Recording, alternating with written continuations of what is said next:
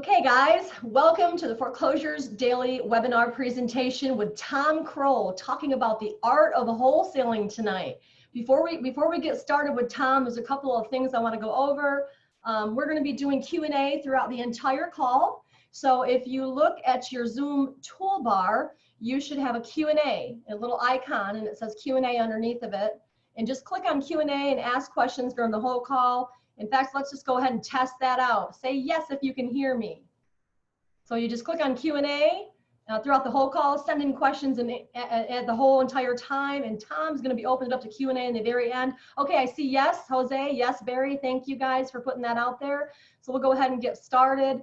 We're going to do Q&A the whole entire time, so go ahead and send your questions the whole entire presentation. And Tom will be opening it up to Q&A in the end, and so will I. This webinar is going to last about 1 hour and 30 minutes long. Tom's going to spend the first 45 minutes to an hour showing you a slideshow and talking to you guys about the art of wholesaling, and then we'll open it up to about the last 30 minutes of Q&A. A little bit about us. We're Foreclosures Daily. I'm Tangi Cousins. I've been with Foreclosures Daily since 2004. And since then, I have helped many investors, realtors, and attorneys grow their business and increase their revenues. I teach people how to use the different types of leads that we have to offer here. I teach the do's and don'ts of marketing, what to say and what not to say, how often to mail, and what goes in your letter and things like that. So, who we are. We're a nationwide lead provider. We provide leads to investors, realtors, attorneys, and just your basic first-time home buyer. We've been in business since 2004, going on 16 years now.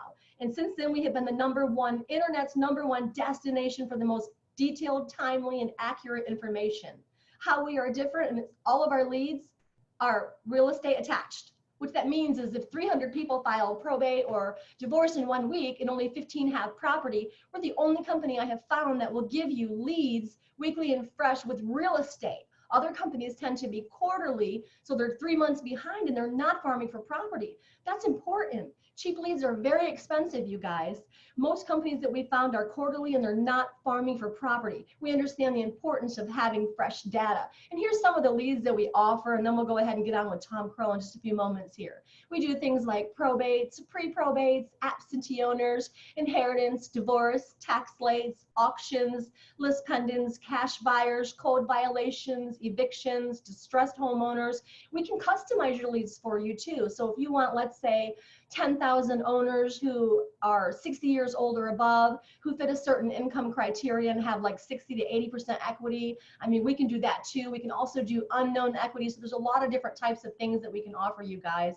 So here's what we're going to do. We're going to go ahead and introduce Tom. But before we do, I want to let you know when you get the leads from Foreclosures Daily, we give you a lot of bonuses. There's a lot of bonuses that I can give you. Things like a 6-step mailing campaign, a 6-touch campaign telling you how often to mail, what to say, what not to say, what to mail first, second, third, fourth, fifth, and sixth. I give you a phone script on how to negotiate with the seller. I also give you 2 postcards that I recommend.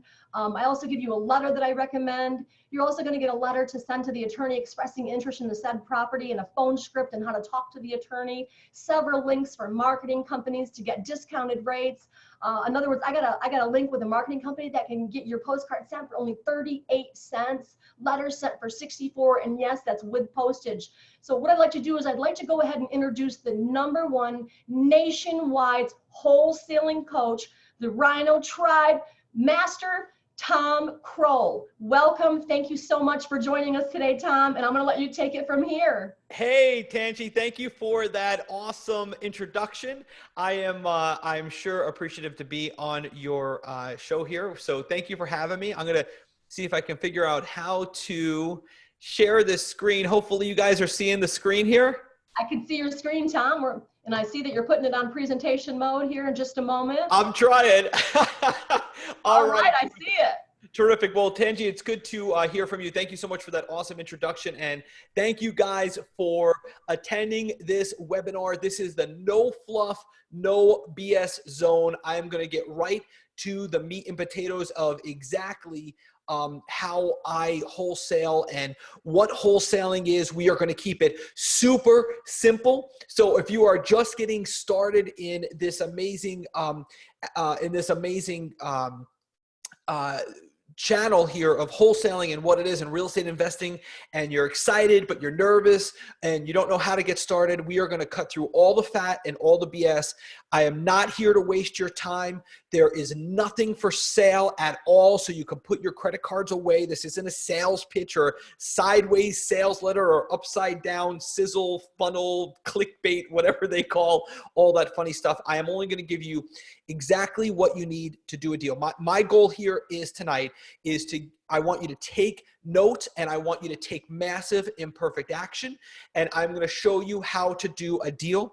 Wholesaling, I believe, is the greatest way in the world to make a fortune in a very, very short amount of time. So we're going to cut through all the fat. And I also want to tell you, if you're nervous and you don't know what wholesaling is, we're going to get into that. Or maybe you feel like, oh, I don't have any money to invest, or maybe I'm hitting the market late and all the deals are gone. Or maybe you're worried like, hey, what happens if I put a house under contract, but I don't have enough money?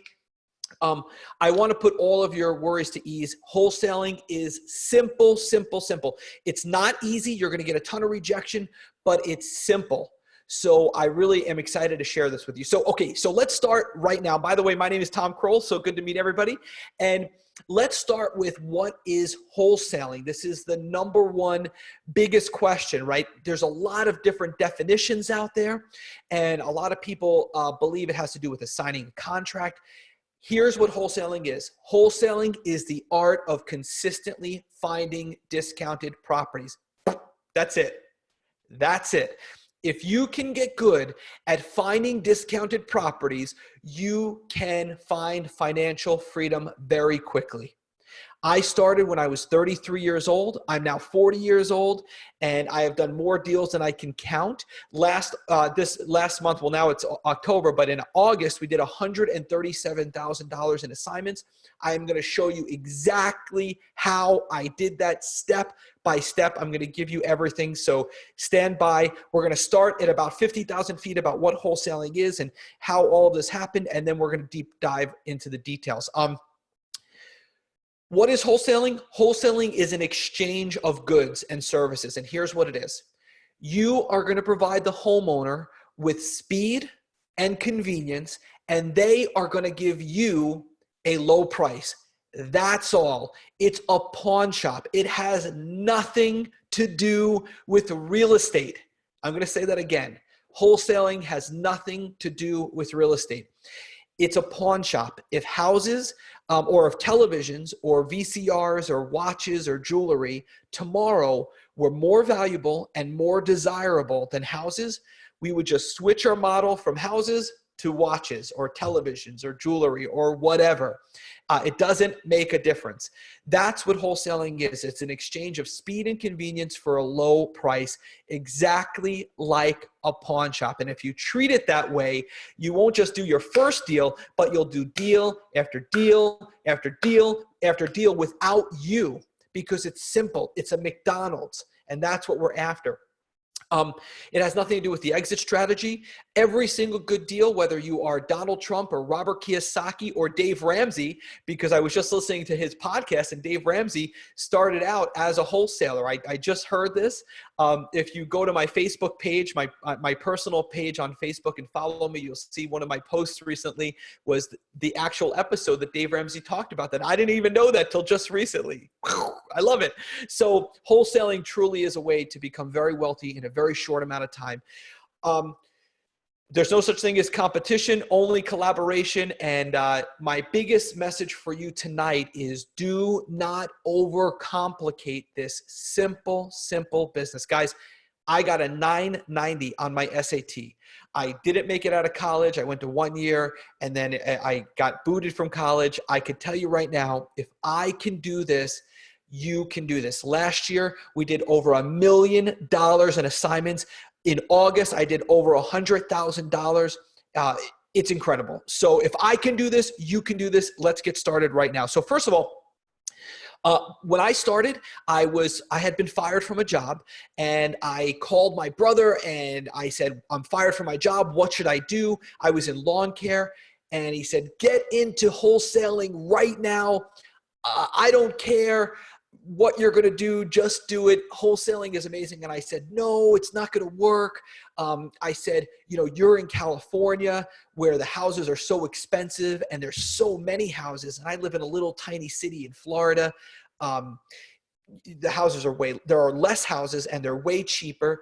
And he said, stop being such a blank, blank, blank, blank, blank, and just do what I tell you to do. And he literally dragged me kicking and screaming and whining the whole time to my first deal with Dorothy on Bay Shore, which I'll never forget, where I made $2,000 on my first deal, and the rest is history. I love wholesaling. I'm so looking forward to sharing it with you. So why was I successful when I started? I'm going to tell you exactly why I was successful. So this is just me just sharing with you. I had given this a lot of thought. Why did this work for me? Number one, most important, I attribute the majority of my success to tithing.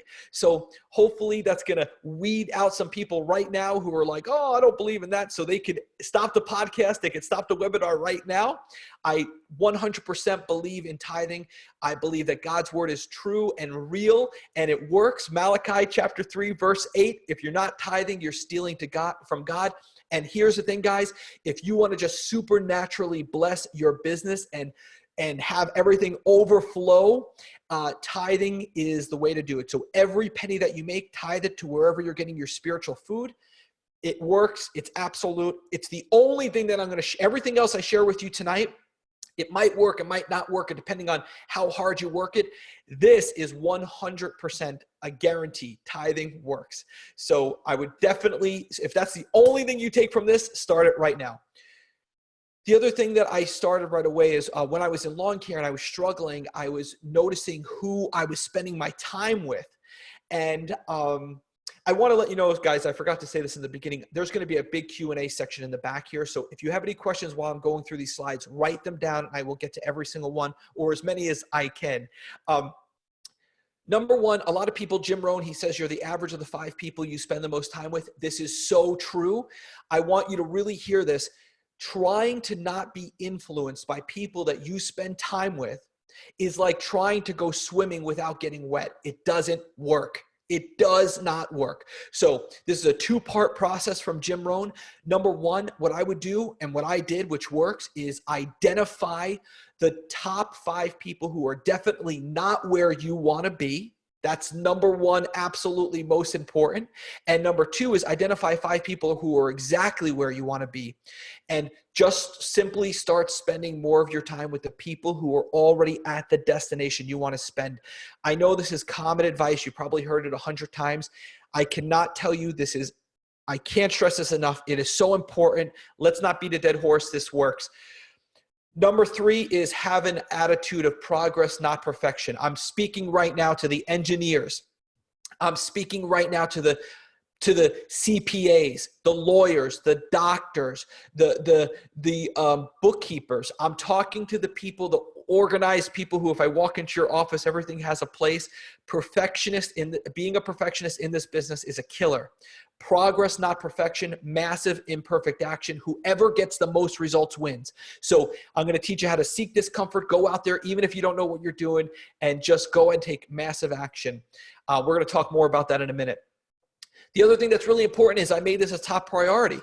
Priority management is real. Time management doesn't exist. In the same amount of time that I've been standing here, which if you're watching this right now, if I'm standing, I suggest that you stand up. So stand up right now because this is your time right now. 4th quarter, Q4 is the time to go in and crush it. So if you want to crush it, go in right now and get started, because that is the way. That's the way to do it. I like let's have a transfer of energy here. So adopt an attitude of progress, not perfection. Massive perfect in action, and make it a priority to do this. There's no such thing as time management, only priority management. So we won't deep dive that too much, but hopefully you guys understand what that means. Next is reading. One thing that I notice is that there's only one commonality among the wealthiest people on the globe. They come in different shapes and different sizes and different colors and different ages and different accents and different nationalities. They look different and they act different and they have all different kinds of hobbies and fitness levels, except for one thing. There is one thing that the top 1% of 1% on this globe share. Every single one of them read consistently. So I'm going to tell you guys right now that whatever your teacher told you when you were little, that you're an audio learner or a visual learner, or that you can't read, or if you believe you can't read because you lose your place or forget what you just read, or you don't have good comprehension or retention or vocabulary, don't believe it. It's a lie. If you can read this presentation slide, you can read a book. Get a book. Read 8 pages every single day, expand your brain, build the most important muscle you have. It will change your life instantly. Until the time I was 33 years old, I had only read one book in junior high, and it was Dr. Dolittle. And this is true.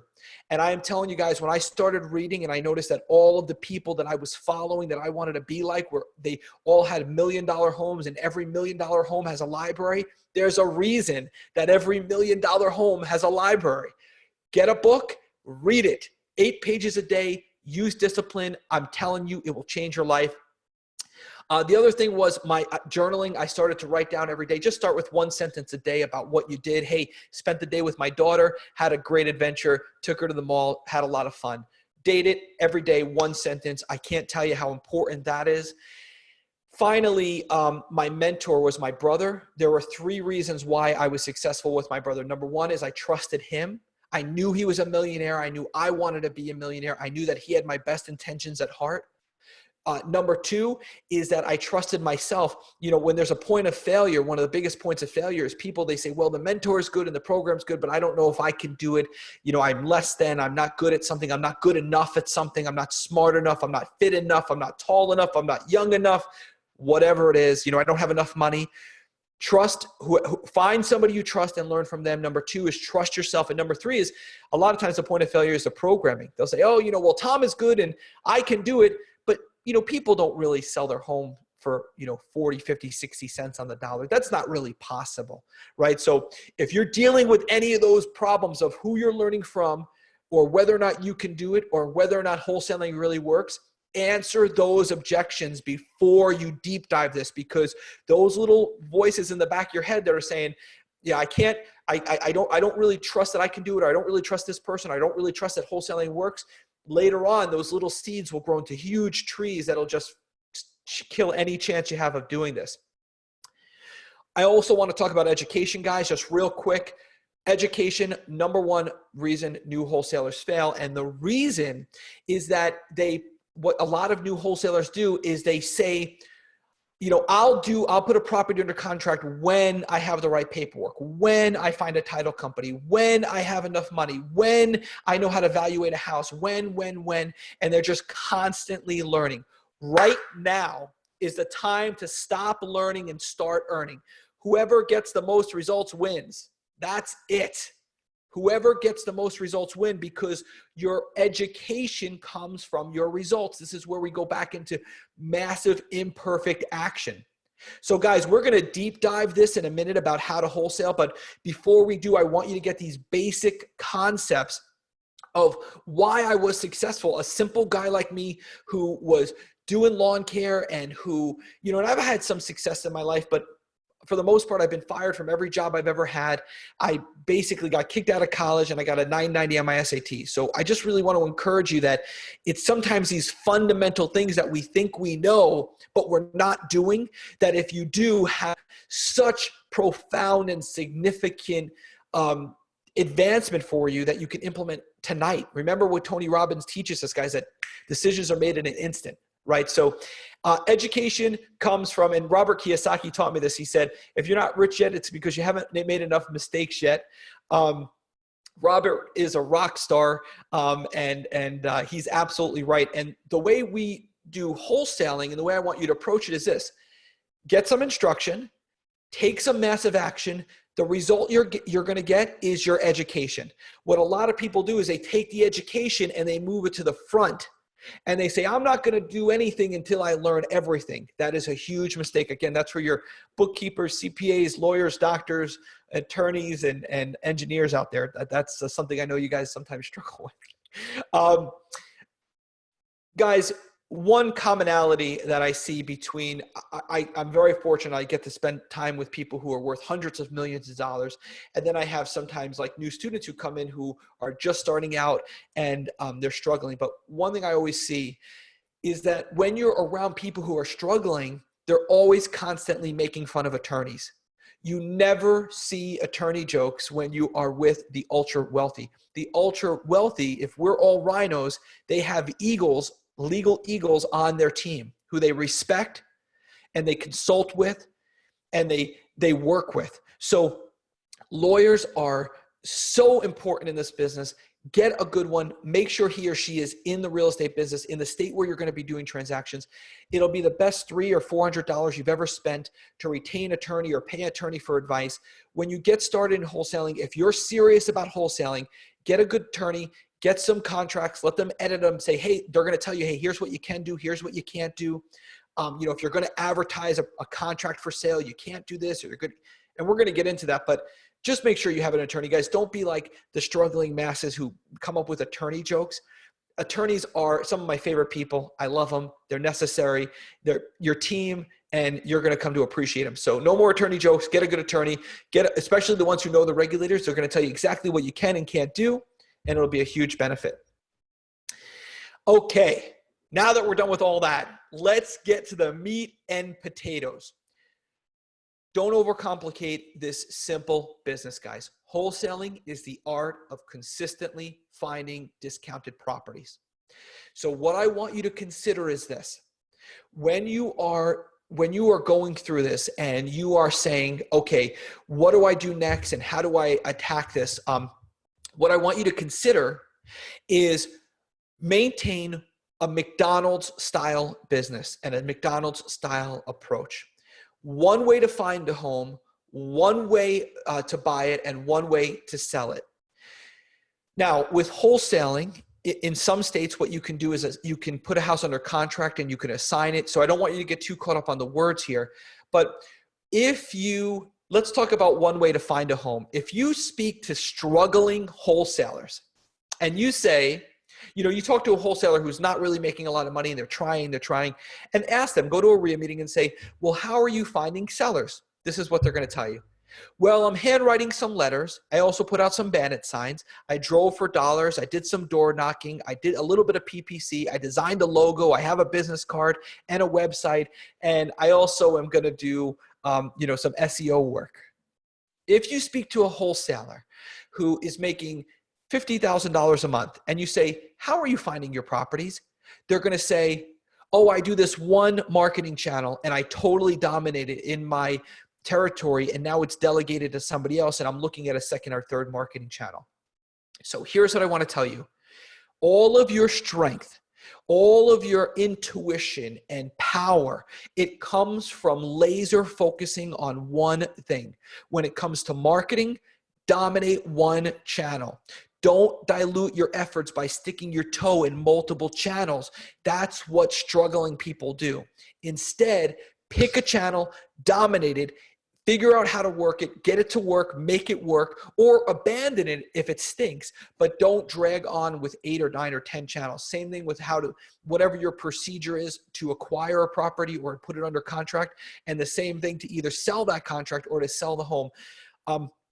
The reason is because you'll hear like new wholesalers or people who work really, really, really hard. They make good money, but they work really hard. They've become technicians in their business. So they'll say, well, I also want to learn how to do this. And I also want to learn how to do this. And I want to learn this strategy. And the problem with all of that is that they become the technician of their business. So if you're going to learn wholesaling, stick to wholesaling.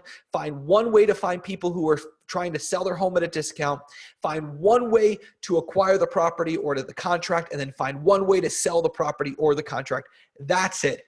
If there's something that pops up that's an opportunity that doesn't fit that model, boom, kick it out of the system. Otherwise, you're going to have some money, but you'll never have time. And we're here to create financial freedom, which includes time freedom. So important. So important. Okay, guys, so let's talk about lists. Everybody wants to know, what are the top lists? Where do you find them? Let's deep dive lists. It's one of my favorite subjects. I love lists. Let's describe what they are. So lists are groups of people that may possibly have a little bit more likelihood of raising their hand to say, hey, I would like to sell my home at a discount. Now, here's what I want to encourage you guys with. Let's just take a deep breath here for a minute and slow down. Most people do not want to sell their home. I'm going to say that again. Most people, if you took a poll of the whole country right now, most homeowners are not actively looking to sell their home. Number two, the ones who are looking to sell their home don't want your lowball offer. So we are after a numbers game. So if you're just starting in wholesaling and you're starting to say, man, everyone I call wants full price, or everyone I call is, they don't want to sell. That's totally normal. What do you think the majority of my calls are, right? So my team is myself, my acquisition manager, my brother Daniel, and then we have a part-time VA. So we have a team of about 2.5 people. With that, by the way, we generate all that revenue. I can tell you that the majority of the people who call in, our main marketing channel is direct mail. So we send out our direct mail. The phone calls come back in. Most people don't want to sell. They don't respond to the card. If they do, they don't want to sell, or they want full price. It's totally normal. So I want you to just take a deep breath and remember that this is just a numbers game. So we're after the small percentage of people who do want to sell for speed and convenience, and in exchange, they're going to give you a low price. A lot of people too, I just want to say, they'll say, well, why would anybody ever do that? I want you to understand that it's not really that important. Why would people do that? Doesn't really matter. Just know that they do. And I know that answer is not one you want. So let me give you a little bit more detail. Sometimes it could be an awkward situation. So for instance, it could be grandma and grandpa live in Tennessee. The granddaughter lives in Florida where I live, and she's renting the house with her boyfriend. They're getting into fights. They're destroying the home, and they're not paying the rent. And now there's a disagreement in the family. Sometimes those people, instead of calling a real estate agent, they want to just sell quick to get a problem property done with. Other times it has to do with inheritance, probate issues. They're running out of money.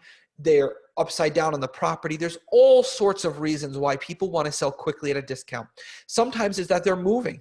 Sometimes it's that there's a domestic violence issue and the spouse or the person who is doing the abusing is gone for a short window of time, and they need to sell this property and get out of town. Here's the reason. It doesn't really matter why. Just know that it happens all the time. So that's very important. So let's talk about, where do you find these people? Because they do exist in your neighborhood. So let's figure out where to find them. The first thing I want to say about this is that a lot of people, what they want to know is they talk about this. This comes from way back. Now I'm 40 years old and I was just a little kid. So if anyone who's older than me will certainly remember this. There was a guy on TV. He actually lives here in Florida, not too far from me. His name is Carlton Sheets. And he started, I think it was in the early 80s, with this, find these discounted properties. And one thing that he would instill is tired landlords or absentee owners or people who are renters. Well, let me say this to you guys. The majority of the deals that we do are not actually with landlords or absentee landlords or owners. Now, some of the biggest deals that we do are with tired landlords. But if you say to me, Tom, who do you do the most deals with, or who are our students doing the majority of the deals with? It's with people who live in the home. So the first thing that I want to tell you is this myth of the tired landlord. Yes, there are good deals there, but the majority of deals don't take away my owner-occupied homes, because that's where my bread and butter is. That's where I make the majority of my money. And that's where our students make the majority of their money. So as a general rule, marketing towards people who are owner-occupied is key. Now, 45 years or older, what does that mean? The majority of the people that you work with as a wholesaler are going to be older than 45 years old. Most people who are younger, just like a pawn shop, they have a lot of options and time is on their side, and they have sometimes people taking care of them. They just don't seem to be the people. So if you want to save a lot of money on your marketing, number one, target people who are 45 years or older. Now let's talk about, 45 years older and they are owner occupied homes. But let's talk about what kind of a status would they have to have. Now, I'm going to give you a little bit of a secret here. A combination of any of these lists together, meaning that if Johnny, Bobby, and Sally are on the 24-hour arrest record list, the code violation list, and the eviction list, or the inheritance list, they're probably hotter than somebody who is on just one of these lists. So consider that, because that's a little hint there. Let's talk about the lists. These are the top lists right now nationwide that have been working there, just in alphabetical order. But I want to tell you about them. The 24-hour arrest record list is super hot.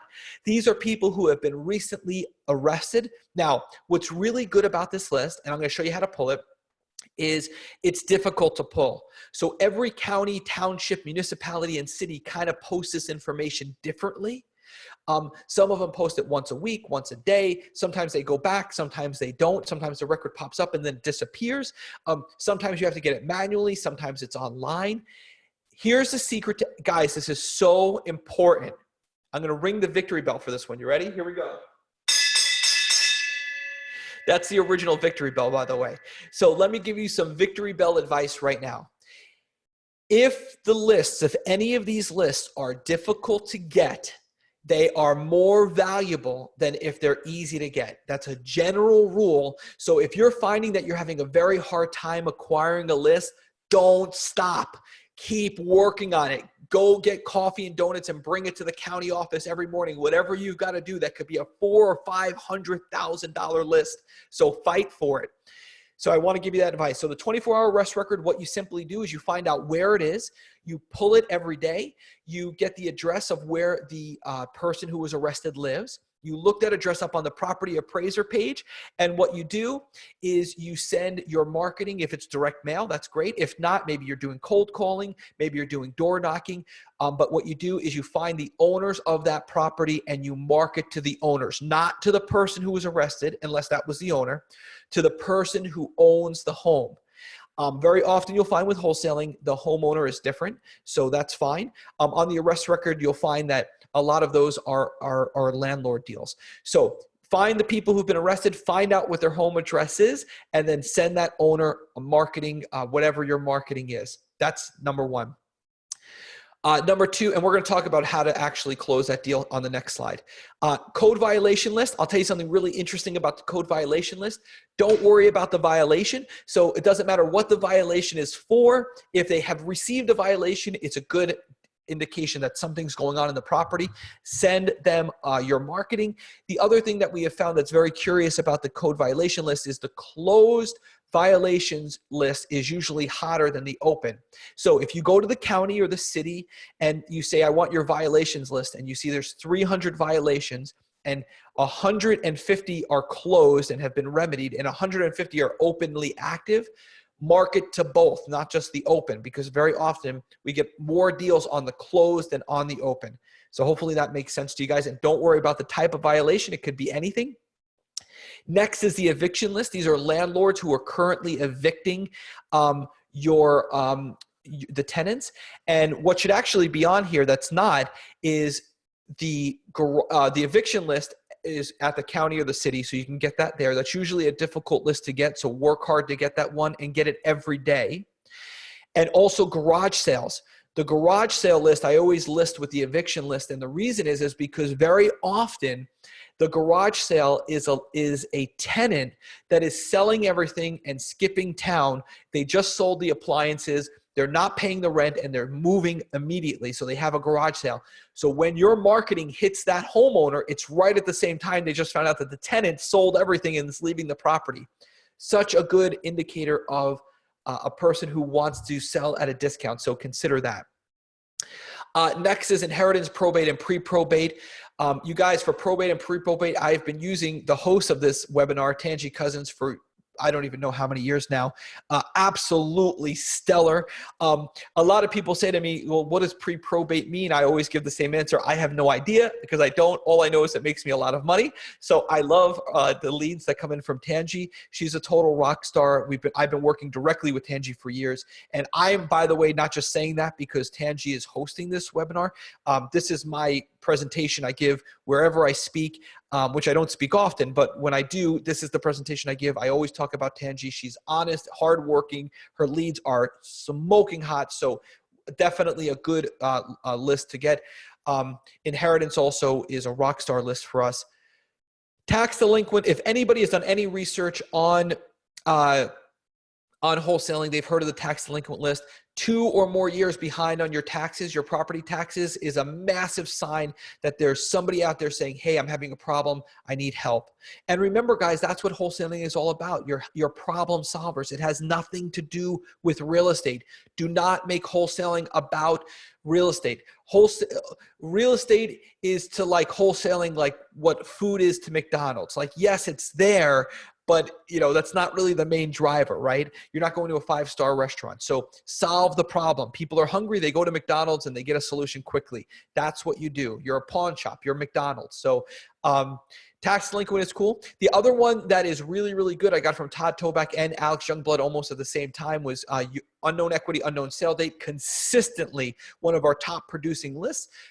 You can get that if you are a tribe member. If you're a Rhino, you only pay 3 cents a name for list source. If you're not, you can go list source. I think it's, the price will be a little bit different. It'll be more expensive, but unknown equity, unknown sale date is a massive list. It just means that the county doesn't know the data, or the list company doesn't know the data for that. So they compiled a list of unknown, massive list for you guys there. Sorry, I just need a little bit of water while I go through this. And speaking of water, the water shutoff list, it must have made me thirsty thinking they were going to shut off my water. So water shutoff list just is a list of people who have their water shut off. Guys, smoking hot list. If somebody's water is getting shut off, that is a huge indication that there is a problem in that house that you can help solve. So go ahead and go after that one. You guys, there's going to be a big Q&A at the end of this. So anybody who has questions about this list, let me know. And I am happy. I am here for you guys. So anything you want to know, you just let me know and we'll go from there. Okay. I love this slide because this is the McDonald's of wholesaling model right here. I don't want to go too much into the high level here, but guys, I just cannot stress this enough. The reason we put a process to everything, even the way we do our phone calls, is because whatever you do, the people who you hire will also do. So what I'm trying to do here is I don't want a room full of decision makers because then I have to hire really expensive, really talented people. What I want is people who can follow a process. So everything I do for financial and time freedom, I make a process. Always remember this, guys. This is, of all these books that are behind me and in all the other books shelves around me, a business is this. A business is a simple process that produces a consistent result that runs without you. I'm going to say it one more time. A business is a simple process that produces a consistent result that runs without you, that's delegated to somebody else. So when you say this and you're like, well, I just want a check, I just want my first deal. The problem is anything that you do will be copied by the people that you hire or delegate to. So when you are making phone, when you have your marketing going out, a television ad, a billboard, a direct mail, whatever it is, and people call you, just remember this. There are only 6 ways that a phone call can end. That's it. No exceptions. The phone rings, you use the script, you say, okay, excuse me, number 1, the lead is very, very hot. If it's hot, get the deal under contract. That's it. Either send a mobile notary to the seller if they're out of state, and or if they're in town, get to that house immediately and put the house under contract. And I'm going to tell you how to do that on the next slide. It's so easy. Don't overcomplicate this simple business. So number 1, it's hot. Get the deal. Don't wait. by the way, guys, the only thing that can kill deals is speed. If you're not fast enough, you will kill deals. You can't ever kill a motivated seller. They're going to sell at a discount. But the question is, are you going to get the deal or someone else? Speed is the number one deal killer. Write that down. Speed is the number one deal killer, not skill. It has nothing to do with skill. It has nothing to do with anything else. It's speed is a deal killer. So if the seller wants to sell, go to the house, put it under contract. We'll talk about how to do that on the next slide. Number two, if it's warm, meaning that they are motivated, they put them in active follow-up. A lot of people have questions, how often do I call? It doesn't matter. Call them all day, every day. I don't care. Call them consistently and put the house under contract. It's hot or it's warm. Get the deal or get the deal soon. That's it. Number three is they leave a voicemail. Whatever it is, leave a voicemail and send them a text message and keep calling. Call again and again and again and again. If they called you, they're motivated. You see on the top of the screen where it says always assume motivation. Always. Always. Here's the reason, guys. A lot of new wholesalers are waiting for somebody to call and say, oh my goodness, I'm so glad you sent me that postcard. Please come here and buy my house right away. I have so many problems. You're a lifesaver. That is never going to happen, ever. So if somebody takes the time, effort, energy, and resources to call you off of a 30 or 40 cents postcard, assume that they're motivated. Stop waiting for them to convince you. Everyone is motivated unless proven otherwise. They're motivated first. I hope that makes sense. So if there's voicemail, you keep trying. If they are a cash buyer, because very often when you do marketing, you're going to get agents, brokers, cash buyers. If they're friendly and they want to work with you and they like working with investors, put them on your cash buyer list, which we're going to talk about in a minute. Remember this, if you take my top 100 students in the whole country and said, what is the one commonality of these people who are making so much money? They have the largest cash buyer list in town. Whoever has the biggest cash buyer list is the winner. I can tell you right now, there's no doubt about that. Number five, it's cold. They don't want to sell their home. They're not interested in selling. Send them a written offer, no exceptions, no exceptions, no exceptions. Guys, I cannot stress this enough. We do so many deals this way that everybody else misses. This is your safety net. This is your automatic income. This is your financial freedom. Here's what I want you to do. If somebody calls up and they're not interested and you're not going to meet with them, I want you to send them a written, time-sensitive offer. Written, time-sensitive. It should expire in like 7 or 10 days. You can test which one works better for you. That has it depends on a few things. So send them a written, time-sensitive offer that's going to expire. And I am telling you, you will be surprised. I will never forget the deal I did on Salaz in Port St. Lucie. It was with the guy, Paul. He said he wanted an outrageous number. He was cold. I couldn't get him to agree to anything on the phone or to see me. I sent him an offer in the mail. My brother, Todd, told me to do it. I said, you're crazy. I'm wasting money. It's not going to work. Blah, blah, blah. Boom. He called me back. It was about 2 weeks later. He said, Tom, I know that you said this offer has expired. Can you still do the number? And I said, I don't think I can still do that number, but I'll come and see you. And I got the deal even lower than I put it under contract for. So I love the written offer. No exceptions. Remember, guys, whatever you do, the people you hire are going to do. So if you're making a case-by-case basis, a decision and becoming a technician of your business and an expert, which is the worst thing you can become, because I can't hire to replace an expert, right? I can only hire to replace somebody who follows a system. And if you start thinking, well, I'm going to send an offer to Johnny and Sally, but not to Bobby and Mark because he was cold, but he was colder and she was colder and he was, then your acquisition managers are going to do the same thing. And all of a sudden you'll look and you'll say, Tom, nobody calls in from these offers. And I'll say, yeah, but look, you're only sending them to half of them. And the acquisition manager will say, well, he was really cold. Don't do it. Follow a system. No one can beat the system, right? Nobody's Superman or Superwoman on this call. Follow the system. Let it be your McDonald's. And finally, number 6 is they're rude. They're threatening. Take me off your list. I'm going to X, Y, and Z. Some people get very emotional when you send them a postcard or a mail piece or whatever it is. Just stop contacting them. Sometimes people like to mess with these people. Don't do that. You don't have time for it. Just take them off of your list. Number one question that we get about wholesaling is, how do you come up with the price for the house? Guys, I'm going to make this so easy. You're going to be writing me thank you letters. Your grandchildren, you're going to make so much money in wholesaling. Your grandchildren are going to be writing me thank you letters for sharing this with you. Wholesaling has nothing to do with real estate. If you make it about the price, you will lose. Wholesalers lose on price. You are not going to convince anybody to sell their home at a discount. They either are going to sell their home at a discount, or they are not going to sell their home at a discount. It has nothing to do with sales skill or negotiation skill. It's a myth. This has to do with a numbers game. There are a certain number of people in your community who want to sell or need to sell quickly for a discount. That's who we're trying to identify.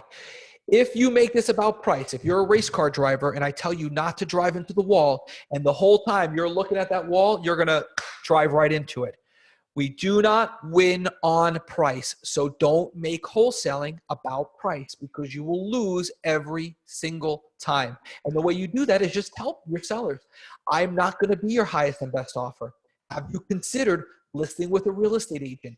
Have you considered keeping this home and becoming a landlord?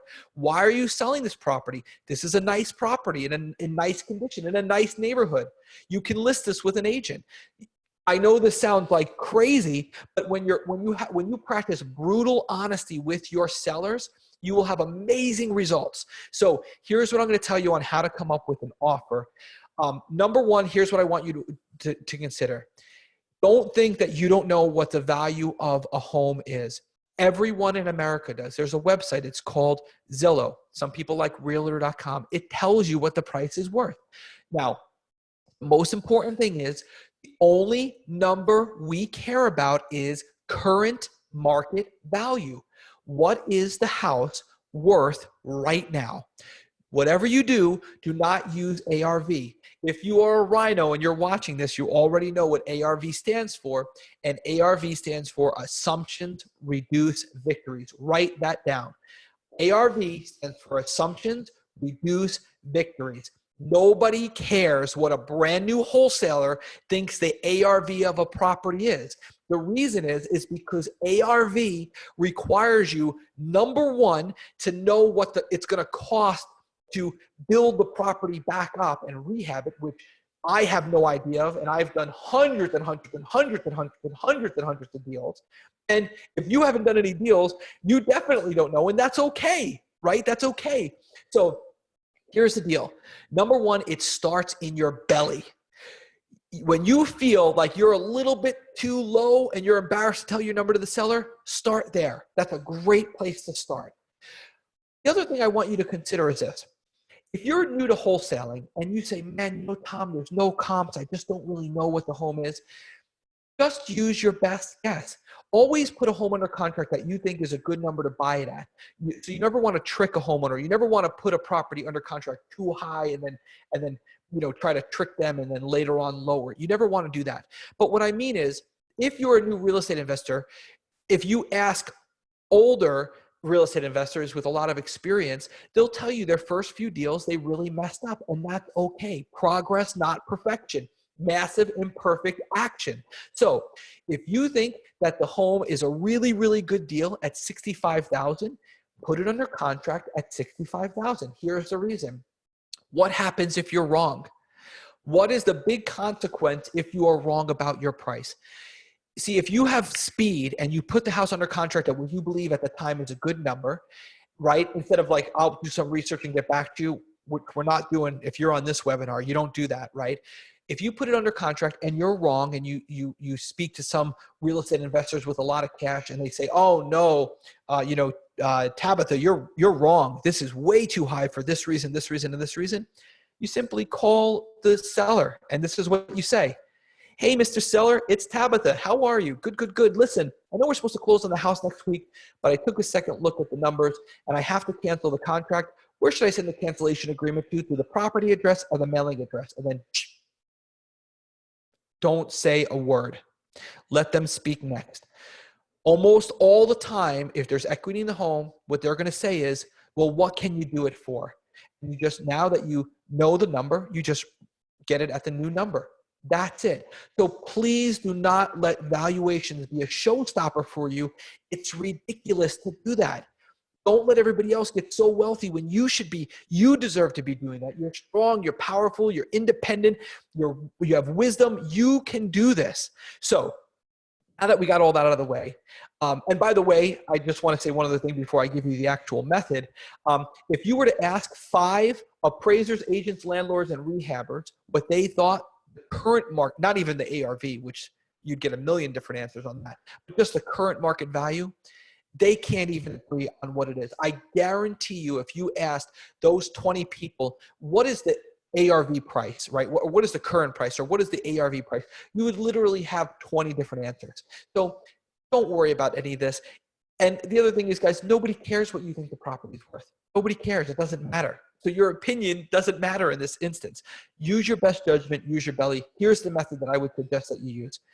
Number 1, take the 3 lowest properties that look the same similar square footage, similar bedroom, bathroom count, that are in a similar, a close by proximity. How close? I don't know. It doesn't really matter. Just draw a little circle on Zillow. It doesn't really matter. Take the 3 lowest recent sales in the past 6 months, average the 3 lowest together, and take 80% of that number. That's going to tell you pretty much a safe bet of what you can offer on that home. Before you make the offer to the seller, double check that number with what is currently for sale that's in the area that's a similar property. That's it. So you see it's a 1, 2, you first come up with your number, 80% of the 3 lowest comps in the past 6 months. And then you check it against what's currently for sale. If your number comes up to 165,000 and there's 3 similar properties for sale for 160, 165, and 170, you're too high. If your number comes up to 165,000 and then you check what's currently for sale in the same neighborhood that looks similar to that property, and they're all $300,000, you're probably too low. Use your best guess. You want to know how to evaluate properties? Wholesale a ton of deals, and you'll know by your 10th, 20th, and 30th deal, you'll be spot on. But if you do all your research now and you'll get back to the seller when you're more comfortable with your number, you're not going to have the opportunity to do the deal. So I hope that this really comes across to you guys. Valuations are really easy. It starts with your belly. Don't overthink this simple business. If you're wrong, cancel the contract. There's no consequence. So I really want you to consider this. It's so important that you follow this advice when you're first starting in wholesaling. Okay, how do you put a deal under contract? Again, so easy. Now, number 1 rule is if I don't want you to, I do not want you to leave that house if you have a deal without that contract. This is something that I was taught very early on. If you have a deal, you're not going to go home and do some research and get back to you later and blah, blah, blah, blah, blah. You are going to sit in that chair at that dining room table. I don't care what you have to do. If you have to sit there for lunch all the way to when the kids get home to dinner time and then eat dinner with that family, you do not leave that house without the contract, no exception. How do you do that? Number 1, be the sea dragon. So if you guys don't know what a sea dragon does, I'm going to show you how to make anyone relax and be comfortable in your presence, and it's called mirroring. So when the one sea dragon comes up, so the female sea dragon is sitting here, and the male sea dragon comes down. And what happens is when the female sea dragon moves to the left, so does the male. And then it moves to the right, so does the male. And they follow, the male dragon follows the female dragon. It's called mirroring. That's exactly what I want you to do. Now, I know this is a silly analogy, but if you can get through the amateur hour of this demonstration, I'm going to tell you what it means. If you have somebody who is sitting there and they're quiet and they're reserved, sit there and go slow and be quiet and reserved. If you have somebody who's like, hey, man, oh, welcome to the house. And, oh, hey, buddy, how's it going? It's so good to see you. Oh, man, it's so hot outside. I can't believe I drove all the way here in the traffic and the heat. Mirror them. If you have a loud New Yorker with an Italian accent, be a loud New Yorker with an Italian accent. If you have a sweet Southerner with a Southern accent, be a sweet, polite Southerner, and just mirror them. It will make them very comfortable, and you'll be able to build rapport. That's the other key, is build rapport. When you get to the seller's house, they're going to want to show you the house and get to the price. Slow down. Slow down. Build rapport. One of the things that people always say is, well, the seller won't tell me why they're selling. Here's a little trick. If you want to find out why the seller wants to sell and they won't tell you because they're keeping it really close to their chest, ask them when they want to sell. Always remember this. Very often, the when will reveal the why. The when. Well, Mr. Seller, well, when are you hoping to sell by? Oh, well, I need to sell by the end of November. Oh, really? Why do you need to sell by the end of November? Boom, you're going to get the reason right now. So a lot of times with our motivated sellers, what you'll find is there's some what we call impending event, meaning if I don't sell by X, then Y is going to happen. So when you build rapport and everybody puts their shoulders down and relaxes and you're mirroring them, you'll be able to do that. One thing with mirroring I want to talk about is this one section, every question is an objection. I want you to understand this with mirroring. Every single question that the seller asks you is an objection, no exceptions. If they ask you, what color is your car? Don't tell them why it's such a great color, which is everybody, what they try to do is they try to convince that people to sell. Instead, immediately, if a question is an objection, then what they're doing is they're pulling away. So what I want you to do is I want you to pull away too. Well, Mr. Seller, my car is red. Is that going to prevent me from buying your house today? I'm pulling away all the time. One thing that Orrin Clough talks about is he says, everybody says ABC, always be closing. What he says is instead of ABC, which you definitely don't want to always be closing from a seller, it's AB, I think it says ABL, which is always be leaving. So I never convince anybody. One thing that I learned from Bill Rafter is put a tape recorder in your pocket. Listen to yourself. If you're allowed to record a conversation in your state legally, put a tape recorder in your pocket and record the conversation and listen to it later on. If you find that you're talking all the time with what we call verbal diarrhea and you're convincing, I'm so great, you should do business with me, and you're trying to convince them, what's going to happen is you'll hear it when you listen to the recording. Stop convincing them that they should sell you the house and get the seller convincing you that you should give them your money. And by the way, if you're worried about money, don't be. If you have a good deal, there is tons and tons of money available for you to use. One of my favorite lenders is Matt Bell, B-E-L-L, from Easy Button Lending. He's awesome, nationwide transactional lender, but there's tons of those guys are available everywhere. So there's plenty of money for a deal. So don't forget that every single question from the seller is an objection. If they ask you a question, instead of just answering it, lean back because they're leaning back and get them busy convincing you to buy the house. One other little tip or trick here is don't bring the contract into the house, leave the contract in the car. And at the end of your conversation, when you agree on buying the house, just kind of say, well, hey, what should we do now? And the homeowner will almost always say, well, I guess we should, can we put it in writing? Then go out to the car and get your contract. Let it be their idea. That's a little closing tip that we found that worked really, really, really well. Okay, if you are a tribe member or a listener of the Wholesaling Inc Podcast, I know you know what CBE stands for. I put it in this presentation in case you're not. And it's don't be a cash buyer employee. So many of us are so used to having jobs that we come into wholesaling and we create a job, because you'll hear new wholesalers who have they'll have 4 or 6 buyers, and they'll use the word reliable, like, oh, I have a reliable list of cash buyers that buy every deal. If you have a small list of cash buyers that buy every deal, you are leaving a fortune on the table. And that's the nicest way to say it to you, because if my brother was telling me, I would be called every name in the book when I was first starting out with this small list of reliable cash buyers. Very, very simple rule, guys. The more cash buyers you have, the more real estate investors you have that create a feeding frenzy around your deal, the more money you will make. This is a fact. The most successful wholesalers in the country have a huge cash buyer list that they're constantly building and create a feeding frenzy around every one of their deals. Cash buyers are a dime a dozen. Don't accidentally leave your job to become a wholesaler, to become an employee of a cash buyer. They are a dime a dozen. I hope that makes sense to you. We don't have to deep dive that too much. Okay, guys, one last slide here, and then we're going to get to our questions.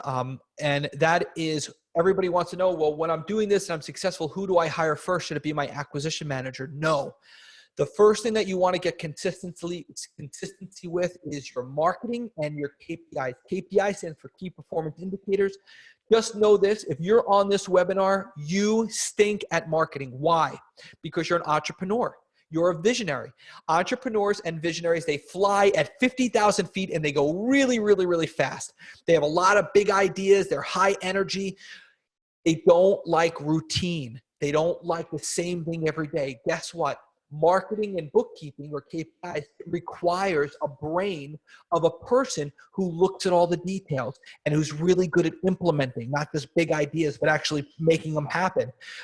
Most entrepreneurs, they don't like routine. They don't like the same thing every day. They don't like the mundane details of every day. So who should you hire first? Get a virtual assistant. My first hire was Lorena. She lives in the Philippines. She still works with me today. She's absolutely a rock star. We fly her down when we have our annual summit in October. We fly Lorena down from the Philippines, which is when you try to fly somebody down from the Philippines to America, you really thank God that you're an American citizen, because getting somebody out of the Philippines is quite an ordeal. I have a team of people to help me do it. And we have her come down. She's a rock star, practically runs the whole company. Get a VA to do your marketing. When you hire them, know that they're going to make some mistakes early on. That's okay. Let the mistakes go. As long as their heart is in it, they're good. KPIs, here's what I would track. I wrote down 4, but I want to tell you about number 4, which should be number 1. It's the most important. The most important KPI that you can track is how many phone calls that are coming in. I don't care if they hang up. I don't care if they're rude. I don't care what they say. How many phone calls that are going to come in does it take in order to get one deal? Why? Because if you know that number, and you know that if I send out, I get a 1% response rate on mail, and I know how many phone calls that is to produce a deal, then you'll know how much mail do I need to send out in order to buy a mansion or to buy a boat or to pay off my school debt. So once you know how many incoming phone calls come in to produce a deal, no matter what the message is, you will know how much mail you need to do to accomplish great things, or how much marketing. The other thing too is if I owned your business, if you worked for me, so you should hold yourself to the same standard, right? If you were my acquisition manager and I was paying for your marketing, one thing I'd want to know is, I'd be like, hey, how's it going, John? Good. Good to talk with you. Here's what I want to know. I want to know how much marketing went out last week. How many sellers did you speak with today? And how many sellers did you meet with today? Because the only way that I'm going to make my money back as an investor for your business is if you're on the phone with sellers and speaking with them, or if you're meeting with them. It's the only way. So if I would hold you to that standard, you should hold yourself to that standard. So if you want some KPIs to start tracking right now that a bookkeeper or a VA can track for you, that would be key. The key with marketing, guys, consistency, go big or go home, fast response time, and trackable. Marketing must hit those 4 pillars consistently. Gotta be going out every week, no exceptions. Christmas, Hanukkah, Kwanzaa, New Year's, 4th of July, Labor Day, boom, boom. It doesn't matter. Winter, spring, summer, and fall. I have a 16-week mail cycle every single week. I don't care what the holiday is. My mail hits every week. No exceptions. Consistency is number 1. Number 2 is go big or go home. Marketing is a numbers game. Remember, most people don't want to sell, and most people don't want your low price. So it's a numbers game. You got to go big. Number 3 is response time, because only speed can kill a deal. And number 4 is your marketing has got to be trackable.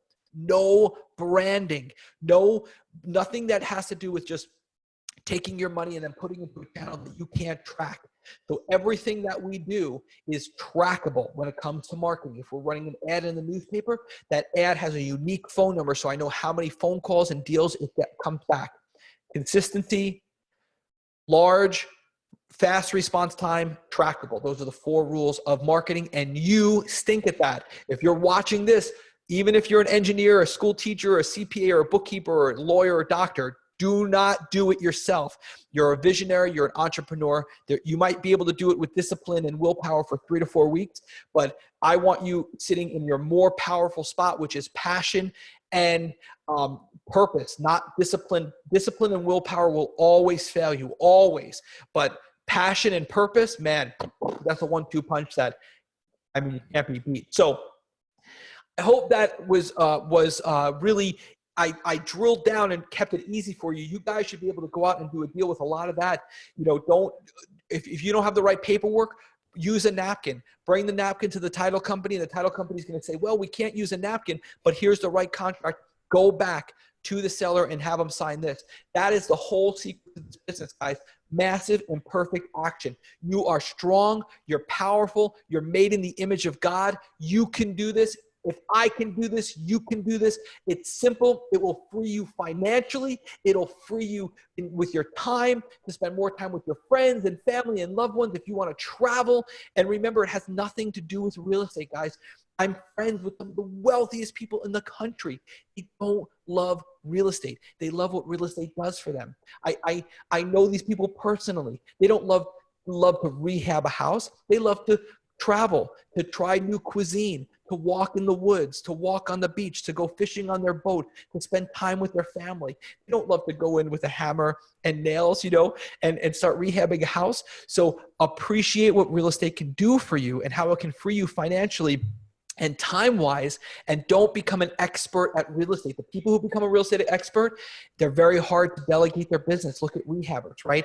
They're working and working. They'll make a little bit of money, but when does the work stop? I mean, Gary V is good for a season, right? Work hard, work hard, work hard. But man, I don't want to be Gary V in my 20s, 30s, 40s, 50s, 60s, 70s. So I hope that answers some of the questions for you guys. Tangi, if we're ready for Q&A, I'm not sure how to get that going, but I got you. Let's do it. That was amazing. You know, all the years that we've been together in this grind, and you've been working the leads, and you've been a nationwide speaker for wholesaling. I never had the chance to actually sit down and watch your whole entire talk, and even at the events in person, I was always out in the hall, so I never really got to hear you. And I tell you, I was astounded. I mean, the stuff that you teach on just a small amount of time was so powerful. It was packed with a punch. And you make me just want to run out there and start investing, right? Let's do it. And Tangi, thank you for all of your support through the years. I mean, you guys, Tangi comes to our events. She's been to Orlando, I think Salt Lake City, Asheville, Georgia. right? I mean, yeah, George. I mean, she is a rock star, and she's always been there for our tribe members. She's helped so many tribe members get deals. She's helped me get deals, I mean, for a long time now. So I'm so proud to say that I taught you how to go after pre-probates. Oh, yeah, pre-probate, which I still don't know what it means, guys, but yeah. I love it. Rhino salute. That's right, Rhino. Rhino, good stuff. The thing is you were just talking about delegating people's minimum wage duties. And I teach that in all the webinars and stuff that I do. When you send a student to me, the training don't stop there. I teach them all of that. Delegate your minimum wage tasks, you guys, because you want to be in a seat of passion, like Tom says. You want to surround yourself with the 3 to 5 people. Tom surrounds himself, like he said, with millionaires, people that are entrepreneurs, people that are really killing it, and they're vacationing because they have the financial freedom to do so. And they always say you're a part of the 3 to 5 people that you hang out with, right? So you want to surround yourself with successful individuals like Tom. So being around this, being in your local RIA clubs, listening to your speakers, reaching out. And by the way, you mentioned one very important key. Everybody always wants to know about cash buyers. Cash buyers, like Tom said, don't worry, the cash buyers will come. You can take a property, if you get it under contract. Let's say you're on the phone with a client and say, Mr. Jones, you know, if I can get you the $180,000 that you want, can we make this deal today? If he says yes, you better DocuSign that contract over in a red hot second. You better drive over, you better do what you got to do to get them to sign and strike the iron while it's hot before they change their mind. And don't worry about the cash buyers. I had somebody tell me last week, you know, I can't buy a list. I got to get my cash buyers list. I'm like, are you crazy? All you have to do is go to wholesalininc.com. Hey guys, you're nationwide. Tom's group's nationwide. I got a property in Asheville, North Carolina, and I'm trying to wholesale it right now. Where are my Asheville people? Hey, if you got an Asheville property, I'll buy it. I'm trying to expand my Asheville portfolio as we speak, so I'm all in. But But cool. Yeah. So I appreciate that. Yeah, no, and Angie, we're a huge fan of you. So thank you. I mean, as you know, we don't do this, most of these talks that we give are just internal. So thank you for all your support. But I don't know if I have, Tangi, do I have access to? I'm going to do Q&A for you right now, Tom. I got your first question that came in, and it's from Jose, and he says, I'm currently wholesaling, and a majority of the properties I'm finding are short sale. This includes probate, death, foreclosures, etc. How can I find distressed properties with equity? So, okay. So first of all, if you're brand new to wholesaling, completely avoid short sales 100%. It's very technical. It's a very difficult process. You have to become an expert at it. So anything that is a short sale, don't try to profit from it in any way. Immediately say, I'm sorry, I can't help you, and hang up the phone. How can you find properties with equity? You can literally target properties with equity. So there are many list companies, including ListSource, where you can actually put an equity percentage. What I would recommend that you do is you target people who are 40% to 100% equity, and you can literally target those people all over the place. And I think, Tangi, you have an equity list, don't you? I do. We have an unknown equity, and what's good about the absentee owner list is that you target people that, like, let's say an absentee owners with 60% equity. For people who are 60 years and older, we can do that, Tom. Absolutely. Yeah, you guys, that's so key, is the age. That is so key. I can't say that enough. So yeah, there are tons of people who have equity. And for anybody who's listening who doesn't understand, equity just means that the house is worth less than what you want to pay for it, essentially. You usually find that in probates, am I right? I mean, a lot of equity.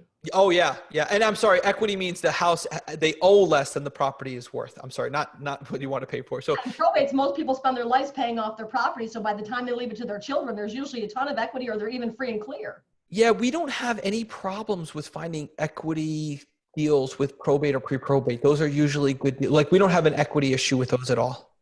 Okay. Well, next question, Tom. It's from Ryan. What skills should I be working on to get consistent in finding deals, is his first question.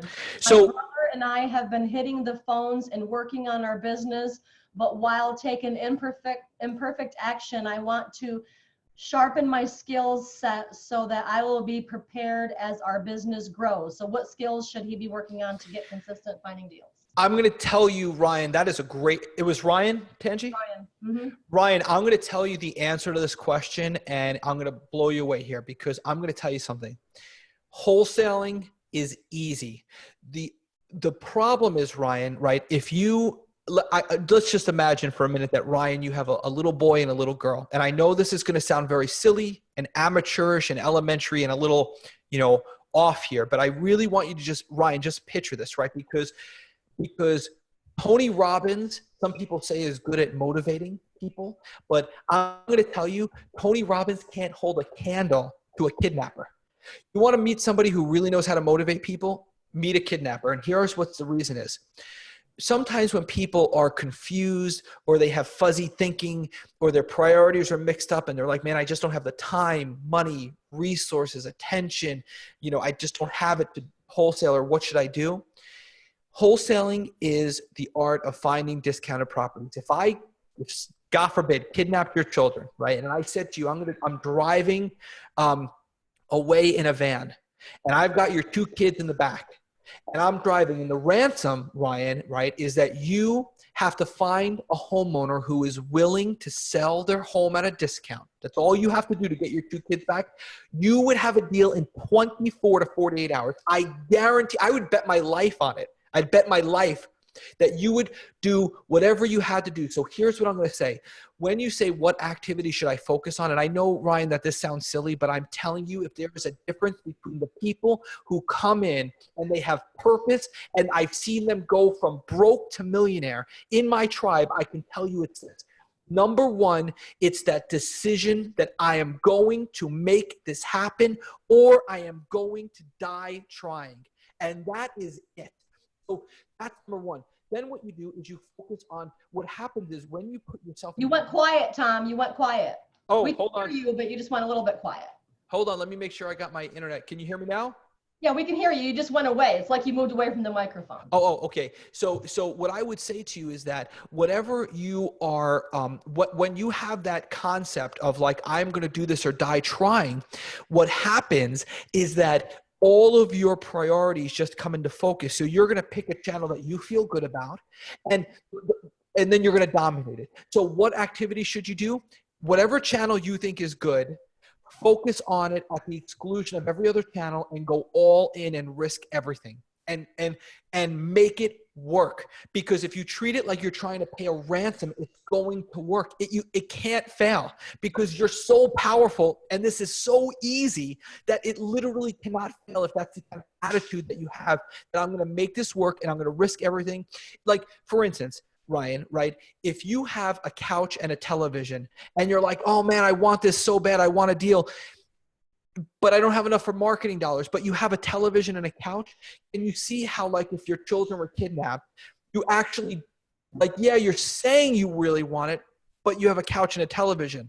Now, if I said to you, hey, I've got your kids, I guarantee you that couch and television would be gone on Craigslist because everything in your life would be prioritized. So I know this is a silly, amateurish example, but it's the only thing that I can share with you that really works as a difference. So pick one way to do it, whatever it is. I don't care what the channel is. Whatever channel you believe will work best in your territory is the channel that will work best. And then go all in and just realize how powerful you are and that you can do this, and then just do it.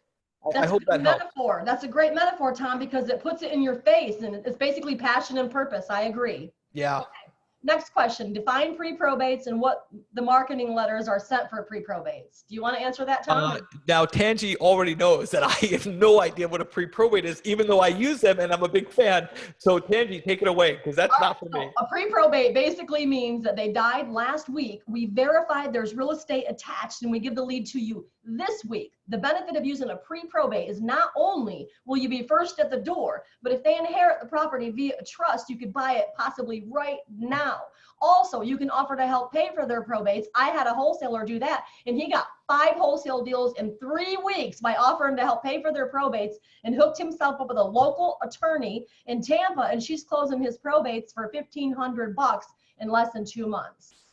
Daniel has done that, and so I can absolutely vouch for it. We've had a probate attorney. We've paid for the probate, and then we waited in the wings. We had the whole process work out, and it wasn't 5 properties; it was only 1.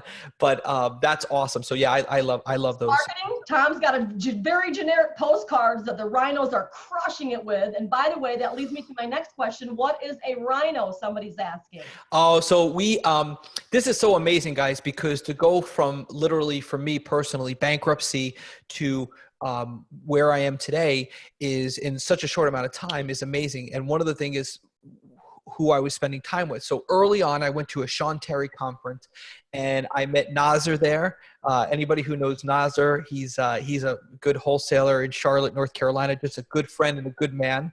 And I met so many other people there too. My brother, Todd Toback, paid for me to be at the Sean Terry event in Atlanta because I was totally broke. I had no money. So he flew from California. And there was a guy there, and he talked about the book. I think it was actually Sean talked about the book first, which was Rhinoceros Success by Scott Alexander. I'm going to show it to you right here. I keep it on. I have something called The Shelf, which is my top 10 favorite books that I read and reread all year. One of them is Rhinoceros Success right here. And if you look in this book, you'll just see pages and pages of notes and highlights, and it's one of the best books I've ever read. I can also tell you that I am, oh man, what an excellent book. I could read it right now. And it's such an easy read, guys. Anybody who tells you can't read is so full of it. If you can read this presentation slide, you can read a book. So don't buy this on Audible. Actually read it and build your brain. But I can tell you I'm actually now friends with Scott Alexander, which is just so mind-blowing to me. He's not somebody I knew before I got started. I read his book. I reached out to him. I've had him now speak multiple times. He's been, I believe, multiple times he's been at the summit. And he is a total rock star and exactly where I want to be in my life. Dave Ramsey's a big fan of this book. If you haven't read Rhinoceros Success, our tribe of rhinos and students is based on a lot of the teachings of this small little tiny book. Very, very highly recommend that you read it. I'd order it on Amazon tonight. It's a game-changing book. And by the way, the book not only is it short, but it even has like illustrations in it. So it's so easy to read. You can do this.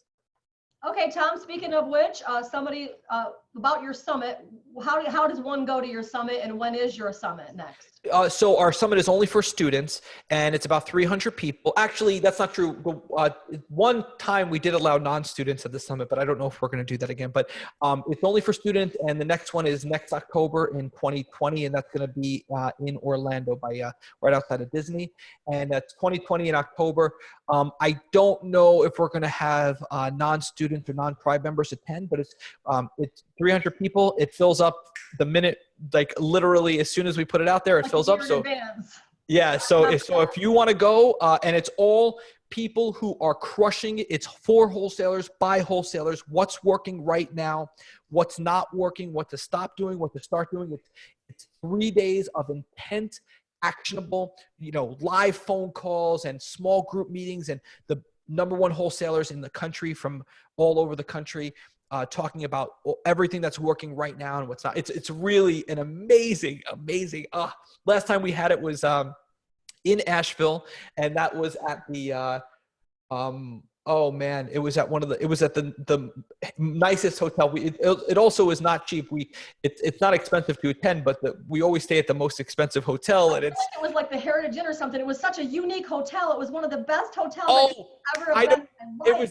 It was the Omni. My gosh, it was ridiculous. It was, you know how I can describe it? You need a golf cart to go get your coffee, Tom. It's like an airport. And when you stand on the balcony and see the spread and you got underneath you, and by the way, when Tom provides dinner for his rhinos, he spares no expense. It was the most upscale food, and it was like a buffet, but it was all upscale. It was amazing. Yeah, we absolutely go all out. That is, we don't do that event. We do that event to break even. So it's not like a sales event. We don't, There's no way you made any money on that event. Yeah, not what you paid for students. Yeah, none of the run to the back of the room right now kind of stuff. But yeah, if anyone's interested, we may possibly open it up. It's going to be opened up again for registration in November. This year, and it'll be in October of 2020. So if you're interested in attending, we may allow a few non-students in. We did that last year, and that worked out really well. But it's mostly for Wholesaling Inc students. But they can follow you on wholesalinginc.com, and you guys I'm sure we'll be talking about it on there. Wholesalinginc.com for sure, and the page will be up there, and then always on our podcast and wholesale. We're always talking about it, and all that good stuff. Ryan has another question. What are some metrics that we should be tracking in our business? Also, do you have any recommendations on KPI template? So let me give you a general answer on that, Ryan. Here's what I would say is that when it comes to your KPIs, I really want you to track what is reversible. So sometimes there's 2 things that go wrong or 3 things that go wrong all the time with tracking or bookkeeping and tracking KPIs. Number 1 is most people don't do it. Those people are going to have a very hard time ever scaling up, like having a business. They can create a job, but if you're not tracking your numbers and KPIs, your income will fluctuate with the economy, and you always will have a job. You'll always have work to do. You won't be able to scale or grow or delegate. So number 1 is track your KPIs, track your bookkeeping, but don't you do it. Number 2 is everything that you track. I'm a very, very, very simple person. I like simple. So everything that you track should be reversible, meaning that if I can't see like what I'm doing, like if I can't, for instance, take a number and say, oh man, if I do